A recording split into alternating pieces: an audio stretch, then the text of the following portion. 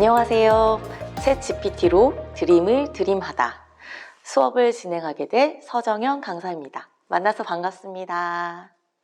여러분, 지금 인공지능이나 생성형 AI, 챗GPT를 많이 활용하고 계시나요? 중학생, 고등학생, 대학생까지 수행평가나 레포트 등을 활용하는 경우가 많다고 들었습니다.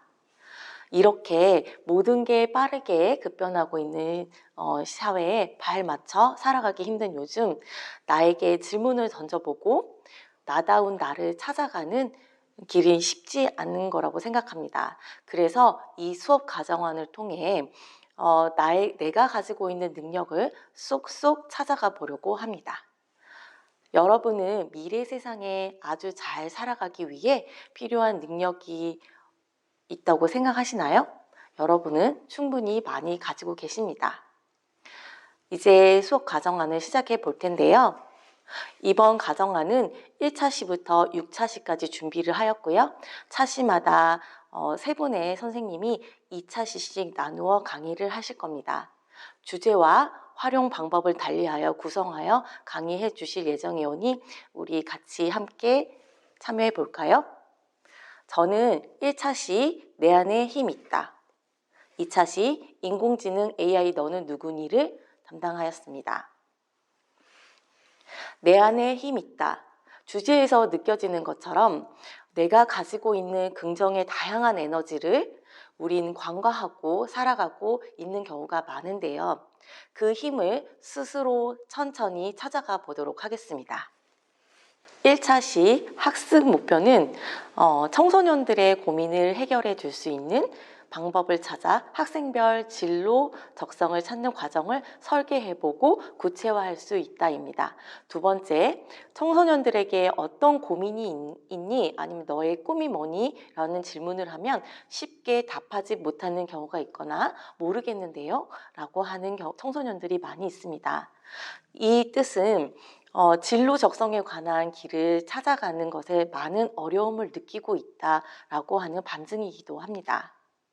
그래서 학생들의 진로 적성, 나아가 대학 교육뿐만 아니라 더 나아가 취업, 다른 진로 옵션을 찾을 수 있게 인공지능을 활용할 수 있는 방법을 학습 내용에 담았습니다.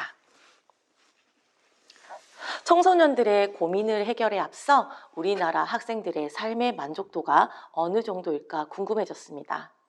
여기 통계 자료를 보면 알 수 있듯이 핀란드, 일본, 폴란드, 에스토니아처럼 우리나라도 학생의 만족도가 어느 정도일까를 알아봤는데 놀랍게도 우리나라 학생의 만족도는 OECD 국가 중에서도 상대적으로 낮게 나왔습니다. 한국 학생들의 삶의 만족도 평균 점수가 이렇게 낮은 이유가 무엇인지 되게 궁금해지는데요.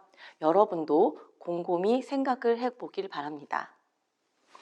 또한 한국 청소년들을 과도한 사교육을 받음에도 불구하고 학업과 미래에 대한 불안감이 OECD 평균보다 상대적으로 높은 편으로 나타났습니다. 다시 말하면 여기 통계표에 나와 있듯이 학업과 미래에 대한 불안감은 높고 삶의 만족도는 낮다라는 뜻이기도 합니다.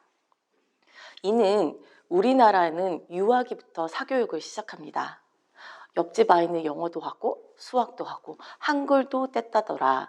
이런 말을 어린 적부터 누군가에게 많이 들었을 겁니다. 그래서 6, 7세 된 아이들도 사교육을 받습니다. 부모로서 양질의 교육을 제공하고 싶은 마음이 크기 때문이라고 생각합니다.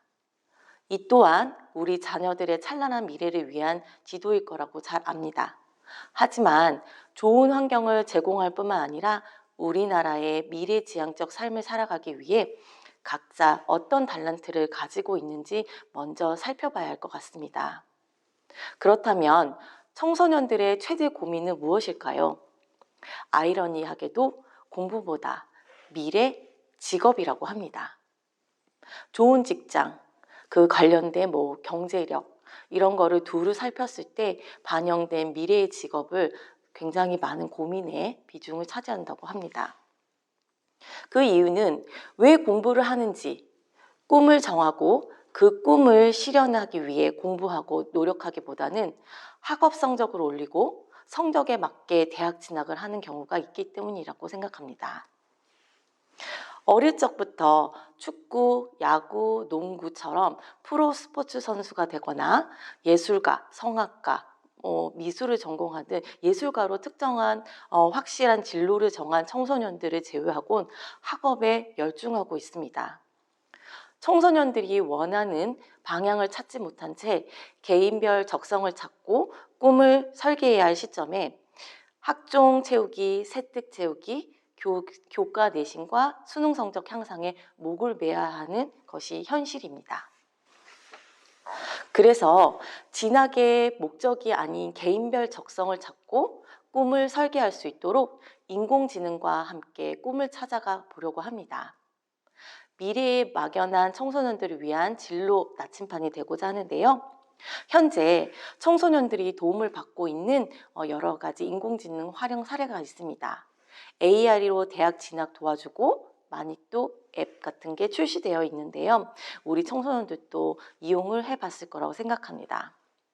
하지만 우리에게 현실적으로 꼭 필요한 미래를 위해 스스로 설계하고 준비하는 과정을 찾아가는 방법을 직접 스스로 만들어 행복한 미래를 설계할 수 있도록 저는 도움을 드리고자 합니다.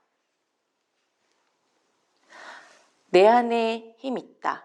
첫 번째 활동으로 나의 재발견을 통해 내 자신을 이해하는 과정이 꼭 필요하다고 생각합니다. 그러기 위해선 구체적으로 세분화하여 나를 들여다보는 시간이 필요한데요. 지금 제가 준비한 활동지를 가지고 나를 찾아가 보도록 하겠습니다. 나의 재발견이라는 활동지인데요. 꼭 이 형태의 활동지는 사용하지 않아도 되지만 여기에 내가 좋아하는 것, 내가 싫어하는 것, 내가 잘하는 것, 남들이 인정해 주는 것을 구분을 하여 꼼꼼하게 작성을 해보기를 권해드립니다.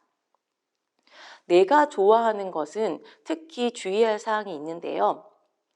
유아기 때는 미술을 좋아했다가도 초등학교 때는 친구들의 영향을 받아 내가 좋아하는 게 바뀔 수도 있고 시간의 지남에 따라 좋아하는 기준이 조금 바뀌는 경우도 많이 있습니다.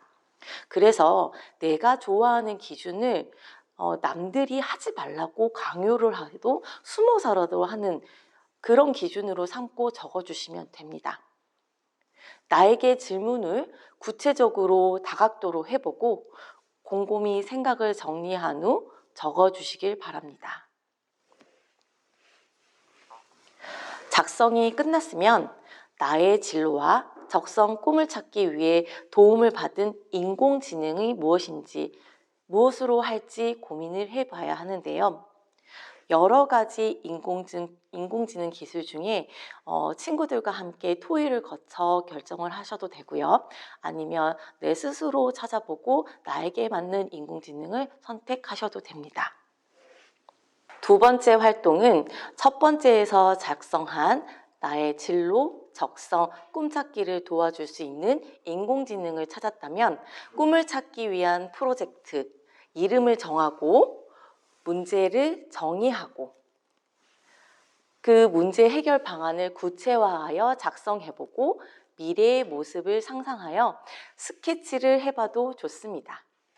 활동지 2를 꼼꼼히 작성해 보도록 하겠습니다. 활동지는 잘 작성하였나요? 나를 돌아보는 시간이었기를 바라봅니다. 다음 차시에는 인공지능에 대해 자세하게 살펴보고 생성형 인공지능을 활용 방안에 대해 알아보도록 하겠습니다.